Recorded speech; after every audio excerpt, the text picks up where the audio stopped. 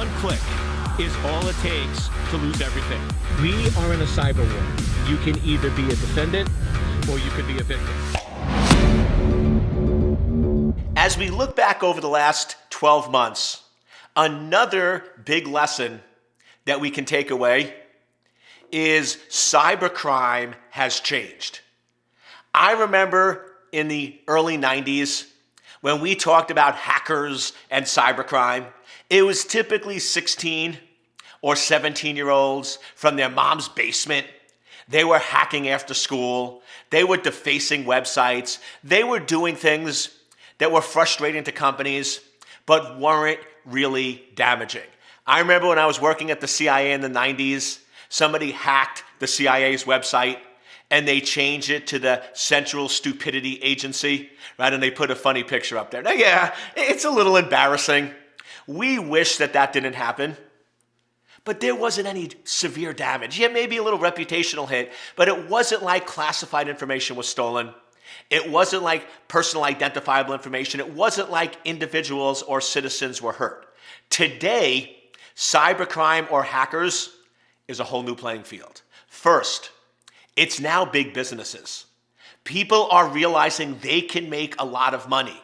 It's no longer teenagers from their parents' garage. What it is now is it's a company. Do you realize there are companies in Russia and China and around the world where they have over 8,000 employees? These employees go to work just like you. They wake up, they go to an office, they sit at a desk and they work. And they get salaries, they get vacation, they get bonuses, they get retirement just like you. And they have KPIs, key performance indicators, just like you. The only difference is their job is to hack and steal information. At these hacking companies, the employees have a KPI. They have to steal 30,000 identities every single week. If they don't, they lose their job, just like a salesperson. If a salesperson doesn't close sales, they lose their job. So this is the world we're up against. It's no longer a matter of, oh, does some teenager not like you or don't like what your business does and they're going to target you? No. You have people scouring the internet, targeting every single individual out there.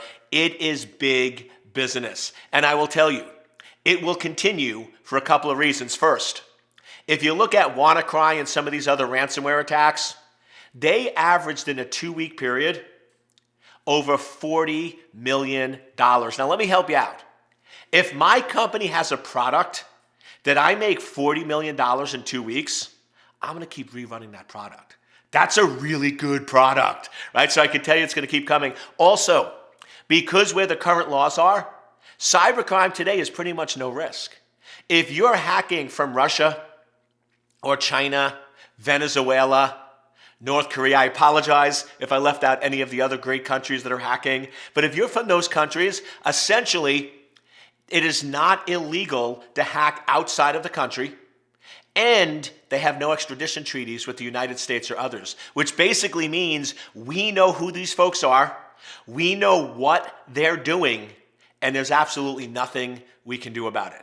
So you need to recognize the current threat you're up against. It's no longer an individual. It's no longer somebody who might or might not target you. You are going to be targeted. The organized crime is going to continue because it's going to take at least 5 or 6 years for us to have any resemblance of international cyber laws. And until then, this problem is going to keep getting worse and worse and worse. And you have to be aware so you can protect yourself and your family.